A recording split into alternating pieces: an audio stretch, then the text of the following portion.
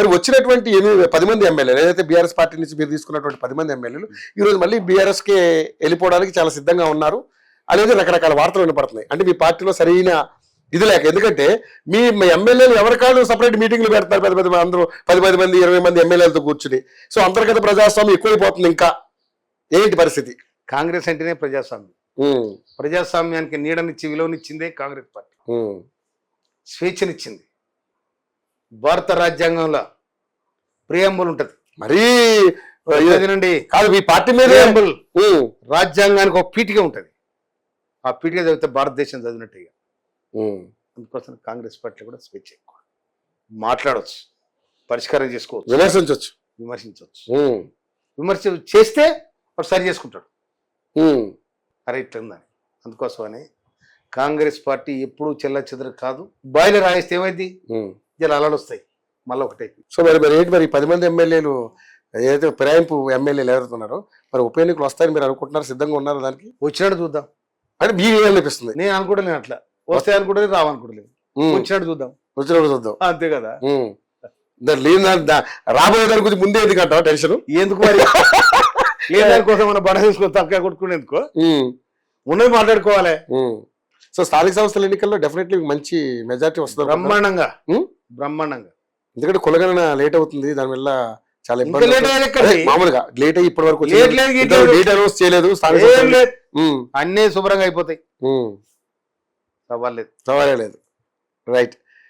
So మీ నియోజకవర్గంలో ఇంకా చేయాల్సిన పనులు ఏమైనా ఉన్నాయి? ఇంకా చాలా ఉన్నాయి. ఇంకా మా దగ్గర తిరుమలగిరిలో పాలిటెక్నిక్ కాలేజ్ ఉంది. ఓకే. ఆ చుట్టుపక్కల ఇంజనీరింగ్ కాలేజ్ ఎక్కర్లేదు. రాష్ట్ర ప్రభుత్వాన్ని విజ్ఞప్తి చేసిన నేను దాన్ని అప్డేట్ చేసి ఇంజనీరింగ్ కాలేజ్ చేయాలని తర్వాత మోత్కూర్ల ప్రయత్నం చేస్తామని ఒక డిపో తీసుకురావాలని, బస్ డిపో తీసుకురావాలి. తర్వాత ఇక్కడ ఆర్పాడుకల హాస్పిటల్ ఉంది, దాన్ని 30 పడకల హాస్పిటల్ చేయాలని. తర్వాత తుంగతుర్తిలో అయ్యాలా 30 పడకల హాస్పిటల్ 100 పడకల హాస్పిటల్ చేసిన పని నడుతా ఉంది. పని స్టార్ట్ అయిపోయింది. తర్వాత ఈ బునాది గాని కాలువ కంప్లీట్ చేస్తే దాదాపు 70,000 ఎకరాలు పారుతుంది.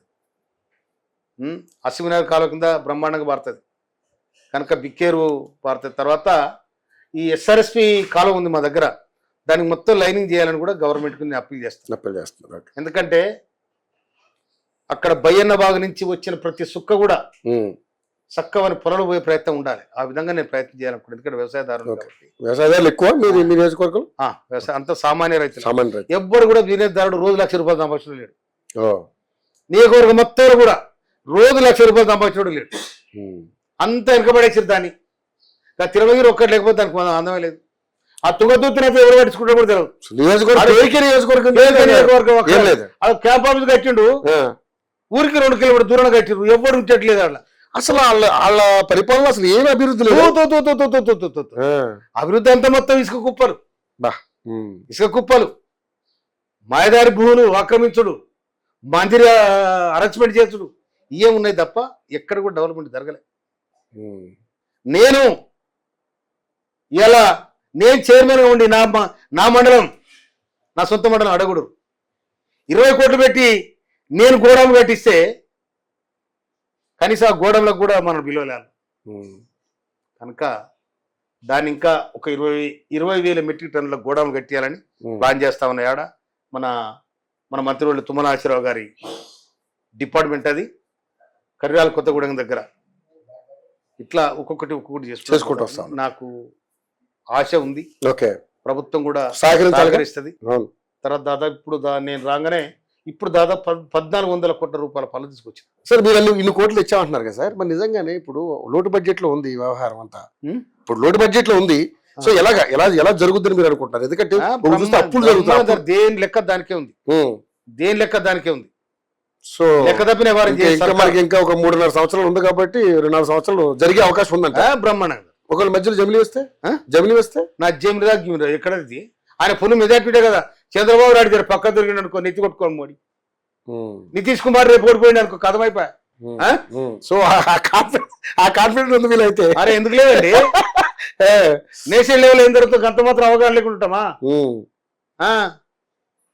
నితీష్ కుమార్ పక్క జరగవను, మోడీ మొత్తుకోవాలి. ఇద్దరు కాదు ఇప్పుడు నడిపించేది. సో మరి ఎట్లా సార్ అంటే తెలంగాణ రాష్ట్రంలో ఇప్పుడు ఉన్నటువంటి మీ 6 గ్యారెంటీలు కూడా ఎప్పటి వరకు ఇంప్లిమెంట్ అయ్యే అవకాశం, ఎందుకంటే మీరు డేట్లు మారిపోతా అన్ని ఉన్నాయి. అయితే ఒక్కటి లేకుండా అయితే సవ్వలేదు, ఒక్కటి లేకుండా అయితే. సరే చూద్దాం, మళ్ళీ ఒకసారి మళ్ళీ మిమ్మల్ని కలుసుకునే ప్రయత్నం చేద్దాం. నేనే పిలుస్తా మిమ్మల్ని, బాధ మిమ్మల్ని పిలుస్తా. ఓకే, ఎందుకంటే ఇప్పుడు మీ మీద నమ్మకంతో ఓట్లు వేశారు. సో మీరు ఎంతవరకు న్యాయం చేయగలుగుతున్నారు, చేస్తున్నారు. సో ప్రభుత్వం నుంచి కూడా అంత సహకారం. ప్రజల దగ్గర పోయి మీరు కూడా సర్వే చేయండి. ఎస్, ఆ మూతి కూడా పెట్టి మనకి ఇది ఉంటది కదా మీ లోగో దాన్ని అది పోయి పెట్టి ఏమంటారు జనం. ఒకరు నా కోసం చెడుగా మాట్లాడితే నేను కూడా సరి చేసుకుంటా కదా. Yes, definitely, why not? ఎందుకంటే మంచి ఉంటుంది, చెడు ఉంటుంది. ఇప్పుడు మనకి అవ్వబడది, అవును, మందికి అవ్వబడదు. ఎస్, మీరు ఇప్పుడు చెప్పిన అభివృద్ధి కార్యక్రమాలు అక్కడ జరుగుతున్నాయి లేదు, మేము మైక్ పెట్టి అడుగుతాం. అడగాలి కదా మీరు దానికి దేనికంటే బాధ